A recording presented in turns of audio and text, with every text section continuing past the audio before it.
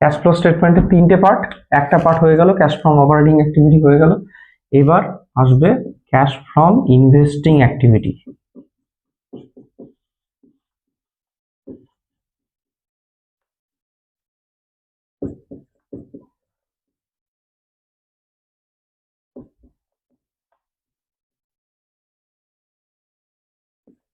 CFI, cash from investing activity.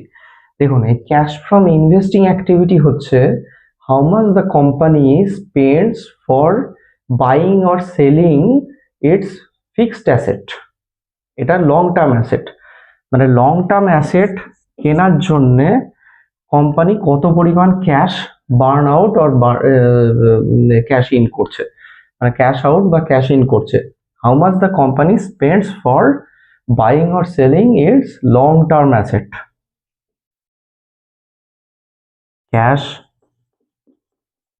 spends for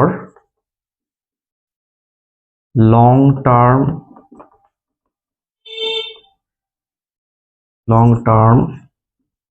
asset। Company যদি এটা যে কোনো গ্রোথ কোম্পানির ক্ষেত্রে এটা কিন্তু দেখবেন টোটাল নেগেটিভ আসবে, সেটা আমি আসবো, কারণ গ্রোথ কোম্পানি বেশি পরিমাণে তার ফিউচারে ইনভেস্টমেন্ট করবে। গ্রোথ কোম্পানি তার লং টার্ম অ্যাসেট বাড়াবে, তবেই না তার গ্রোথ হবে। লং টার্ম অ্যাসেট না বাড়ালে পরে তার গ্রোথ কি করে হবে? তো এটার মধ্যে কি কি আসবে ক্যাশ ফ্রম ইনভেস্টিং অ্যাক্টিভিটি? এটার মধ্যে সবার প্রথমে আসবে ক্যাপিটাল এক্সপেন্ডিচার, ক্যাপেক্স যেটাকে বলি। ক্যাপিটাল এক্সপেন্ডিচার আর কিছুই না, ক্যাপিটাল এক্সপেন্ডিচার হচ্ছে কোম্পানির ডেইলি অপারেশন বাড়ানোর জন্য যে পরিমাণ ট্যানজেবল আর ইনট্যানজেবল অ্যাসেট কোম্পানি কিনবে। অর্থাৎ আমাদের যে ডেপ্রিসিয়েশন এবং অ্যামোর্টাইজেশনের যে যখন ডেফিনেশন দিই তখন আমরা বলেছিলাম না যে ট্যানজেবল এবং ইনট্যানজেবল অ্যাসেট কোম্পানি কিনছে। কোম্পানি যদি ফ্যাক্টরি, বিল্ডিং, মেশিনারিজ এগুলো কেনে তাহলে এগুলো হচ্ছে ট্যানজেবল অ্যাসেট, বা কোম্পানি যদি কোনো সফটওয়্যার কেনে বা পেটেন্ট কেনে বা ব্র্যান্ড ভ্যালু কেনে এগুলো হচ্ছে কোম্পানি ইনট্যানজেবল অ্যাসেট। তো আমি প্রথমেই যখন বললাম যে প্রথমেই যখন কিনে নিচ্ছে কোম্পানির থেকে তো ক্যাশ বেরিয়ে যাচ্ছে, তো সেটা কোথায় আসবে? সেটা এইখানে আসবে, ক্যাপিটাল এক্সপেন্ডিচারের ক্ষেত্রে আসবে। কোম্পানি এটা যখন ক্যাপিটাল এক্সপেন্ডিচার করবে তখন কিন্তু অ্যাড হবে। কোম্পানি কোনো বিল্ডিং, মেশিনারিজ বা হয়তো সফটওয়্যার, পেটেন্ট এগুলো কিনছে, তখন ক্যাপিটাল এক্সপেন্ডিচার করছে, সেটা কোম্পানির ক্যাশ ফ্লো স্টেটমেন্টে এটা এটা সাবস্ট্রাক্ট হবে, সাবস্ট্রাক্ট হয়ে যাবে। এটা তো ক্যাশ আউট হয়ে যাচ্ছে, কোম্পানির থেকে ক্যাশ বেরিয়ে যাচ্ছে, তাহলে এটা কিন্তু সাবস্ট্রাক্ট হবে, এটা অবশ্যই মাইনাস হবে ক্যাপিটাল এক্সপেন্ডিচার। নেক্সট হচ্ছে যদি কোম্পানি কোনো ফিক্সড অ্যাসেট কেনে বা বিক্রি করে। ফিক্সড অ্যাসেট, ফিক্সড অ্যাসেট কি? ল্যান্ড, মেশিনারিজ এগুলো সবই ফিক্সড অ্যাসেট, বা হচ্ছে বিল্ডিং বা ভেহিকেল। কোম্পানি গাড়িও তো কিনতে পারে, ডেইলি অপারেশনের জন্য কোম্পানির গাড়িও তো দরকার হয়। তো এইগুলো যখন কোম্পানি বাই করবে, তখন ক্যাশ আউট হয়ে যাবে, ক্যাশ আউট। আবার যখন সেল করতে পারে company fixed asset, land, machineries, building, vehicle কোম্পানির কাছে এক্সিস্টিং যেগুলো আছে সেগুলো বিক্রি করে দিতে পারে, তাহলে বিক্রি করলে ক্যাশ ইন হবে। তাহলে সেল করলে পরে ক্যাশ ইন হবে, মানে তখন পজিটিভ হবে, আর বাই করলে পরে নেগেটিভ হয়ে যাবে। নেক্সট কি আছে? নেক্সট নতুন কোনো ইনভেস্টমেন্ট, মানে আমরা যেরকম ইনভেস্টার, কোম্পানির কাছে উদ্বৃত্ত যে ক্যাশটা আছে, কোম্পানি ভাবলো কোম্পানি তার ডেইলি অপারেশনস এর ইনভেস্ট না করে আপাতত অন্য কিছু কিনে সেটা ইনভেস্ট করে রাখবে। তাহলে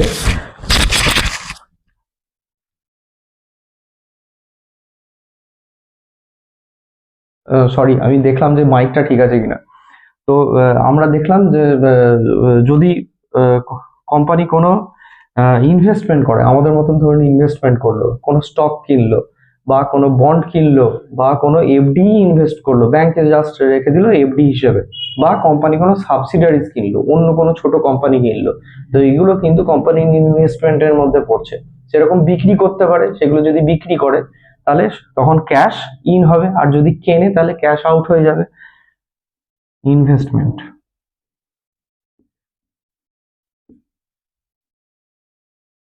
ক্যাশ ফ্রম ইনভেস্টিং অ্যাক্টিভিটি, তাহলে ইনভেস্টমেন্ট থাকবেই। যদি বাই করে তাহলে ক্যাশ আউট, অর্থাৎ নেগেটিভ। আর যদি সেল করে তাহলে ক্যাশ ইন, অর্থাৎ ক্যাশ অ্যাড হয়ে যাবে। ইনভেস্টমেন্টে কি কি থাকতে পারে? শেয়ার্স, অন্য কোনো কোম্পানি ধরুন শেয়ার্স কিনলো, বা বন্ড, এফডি, বা সাবসিডারিজ, অন্য কোনো কোম্পানি সাবসিডারিজ কিনলো, কোম্পানি ছোট একটা কোম্পানি কিনলো তার বিজনেস গ্রোথের জন্য, তাহলে এইটা হয়ে গেল ইনভেস্টমেন্ট।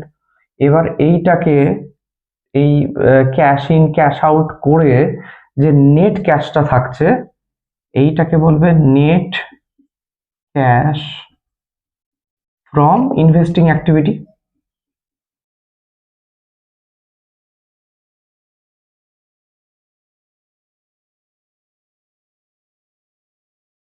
অ্যাক্টিভিটি এইটাকে, এইটা যদি কোনো গ্রোথ কোম্পানি হয় তাহলে এটা নেগেটিভ হবে, কারণ গ্রোথ কোম্পানি তার ফিউচারে ইনভেস্ট করছে, মোর অ্যান্ড মোর ইনভেস্টমেন্ট করছে তার ফিউচার প্রফিটেবল করার জন্য, তার ফিউচারে যাতে গ্রোথ আসে, সেলস গ্রোথ আসে, টপ লাইন গ্রোথ আসে, বটম লাইন গ্রোথ আসে। তো এইটাও কিন্তু আমাদের দেখার, কোম্পানি অবশ্যই ক্যাপিটাল এক্সপেন্ডিচার করতে থাকতে হবে। কোনো যদি ক্যাপিটাল ইন্টেন্সিভ বিজনেস হয়, মানে সিমেন্ট ফ্যাক্টরিকে আমাদের দেখতে হবে যে নতুন কোনো ফ্যাক্টরি বসাচ্ছে কিনা, বা কোনো স্টিল প্ল্যান্ট সেটা দেখতে হবে তার কোনো এক্সপানশন হচ্ছে কিনা, বা কোনো কাপড়ের দোকানের কথাই বললাম, এরকম কনজিউমার বিজনেসের কথাই বললাম, আমাকে দেখতে হবে সেই যেন ক্যাপিটাল এক্সপেন্ডিচার করে তার বিজনেসটাকে বাড়ায়। ক্যাপিটাল এক্সপেন্ডিচার না করলে তার সেলস গ্রোথ কোথা থেকে আসবে? তাকে তো ম্যানুফ্যাকচার করতে হবে, তার ক্যাপাসিটি বাড়াতে হবে। তো এইটাকে অবশ্যই নেগেটিভ হতে হবে, কারণ যত নেগেটিভ হবে তত কিন্তু ভালো। কোম্পানি নতুন কোনো সফটওয়্যার কিনলো, নতুন কোনো পেটেন্ট কিনলো, সেগুলো তো কোম্পানির ভবিষ্যতের জন্য ভালো, ভবিষ্যতে গ্রোথ আসবে। তো এইটাকে আমাকে দেখতে হবে যেন সাফিসিয়েন্টলি নেগেটিভ থাকে, সাফিসিয়েন্টলি কোম্পানি যাতে ইনভেস্ট করতে থাকে। কোম্পানি যদি ইনভেস্টই না করে তাহলে কোম্পানির ভবিষ্যতে গ্রোথ হবে না। কোম্পানি ফিক্সড অ্যাসেট যত কম হবে তত ভালো। কোম্পানি যেন আমরা দেখতে পাই যে মোর আর মোর যদি ফিক্সড অ্যাসেট কিনতে থাকে, মানে ল্যান্ড, মেশিনারিজ, বিল্ডিং, ভেহিকেল, এগুলো যদি মোর অ্যান্ড মোর কিনতে থাকে এবং এখানে যদি ক্যাশ আউট হয়, এটা যদি নেগেটিভ হয়, তাহলে কিন্তু আমাদেরকে কশাস হয়ে যেতে হবে। এটা যেন কমসে কম হয়, এটা যেন ক্যাশ ইন হতে থাকে, এবং কোম্পানির যে এক্সিস্টিং ফিক্সড অ্যাসেট, মানে যেটা কোম্পানির কোনো অপারেশনের সে কাজে আসছে না, সেটা যেন লেসার অ্যান্ড লেসার, সেটা আমাদেরকে দেখতে হবে, সেটা যেন থাকে। কোম্পানির শেয়ার্স, বন্ড, এফডি, এইগুলো যত কম কিনবে তত ভালো। কোম্পানি, তার মানে কি, কোম্পানির নিজের যে টাকাটা আছে সেটা তার মেন কোর অপারেশন বিজনেসে বেশি পরিমাণে কাজে লাগাতে পারছে না, কোম্পানির সেটা আইডেল হয়ে পড়ে থাকছে। তো আমরা যেরকম ইনভেস্ট করি, কোম্পানি যদি কোনো অন্য কোনো স্টকে ইনভেস্ট করে আমাদের লাভ কি আছে? আমরা তো অলরেডি পিই ও 20 বা 30-এর পিইতে আমি ওই স্টকটা কিনছি, তা আমি তো সেটা ডাইরেক্টই কিনতে পারি। একটা ধরুন আমি আইটিসি কোম্পানিতে ইনভেস্ট করলাম, এবার আইটিসি সেখানে হিন্দুস্তান ইউনিলিভারের একটা শেয়ার কিনে রাখলো, তো সেই শেয়ারটা তো আমি হিন্দুস্তান ইউনিলিভারে আমি কিনতে পারি, সেটা আইটিসির থ্রুতে আমি কিনতে যাব কেন? তো এটা যত কম হবে, এটার জন্য যত কম নেগেটিভ হবে তত কিন্তু ভালো। এটার জন্য শেয়ার্স অ্যান্ড ডিবেঞ্চার এগুলো বিক্রি করে এগুলো পজিটিভ হয়, পজিটিভ ক্যাশ ফ্লো হয়, এবং সেই ক্যাশটা দিয়ে কোম্পানি ক্যাপেক্স করে, কোম্পানি তার কোর অপারেশন বিজনেসের জন্য ক্যাপিটাল এক্সপেন্ডিচার করে, অর্থাৎ কোম্পানির ফ্যাক্টরি বাড়ায়, কোম্পানির এক্সপানশন হোক, কোম্পানির সফটওয়্যার কিনুক, পেটেন্ট কিনুক, এইগুলো যেন যেগুলো তার কোর অপারেশনাল বিজনেস বাড়াতে পারে, এইটাকে আমাদের দেখতে হবে। তো আমাদের যদি কোনো গ্রোথ কোম্পানি হয়, যে কোম্পানি খুব ভালো গ্রোথ হচ্ছে, তার কিন্তু net cash from investing activity এটা নেগেটিভই হবে।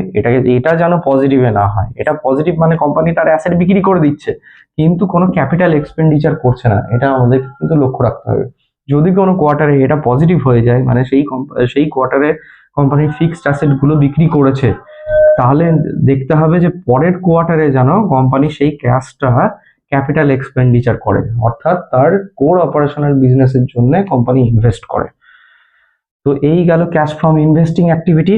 নেক্সট আসবো আমার কোম্পানির ক্যাশ ফ্রম ফিনান্সিং অ্যাক্টিভিটি। এই যে এত ক্যাশ কোম্পানি বার্ন আউট করছে, কোম্পানি তার ডেইলি অপারেশনসে ইউজ করছে, এবার কোম্পানিকে তো সেই ক্যাশটা কোথাও থেকে জোগাড় করতে হবে। কোম্পানি যদি নেট প্রফিট সাফিসিয়েন্ট না হয়, তাহলে তার বাইরে যদি কোম্পানি এক্সপেন্ডিচার করে, যেটা কোম্পানিকে করতেই হয়, গ্রোথ কোম্পানির ক্ষেত্রে করতেই হয়, তো সেই ক্যাশটা আসবে কোথা থেকে? কোম্পানি বাইরে থেকে নেবে, কোম্পানির বাইরে থেকে সেই ক্যাশটা রেইজ করবে, সেই টাকাটা তুলবে। সেইটার জন্য কোম্পানির ক্যাশ ফ্রম ফিনান্সিং অ্যাক্টিভিটি আমাকে দেখতে হবে।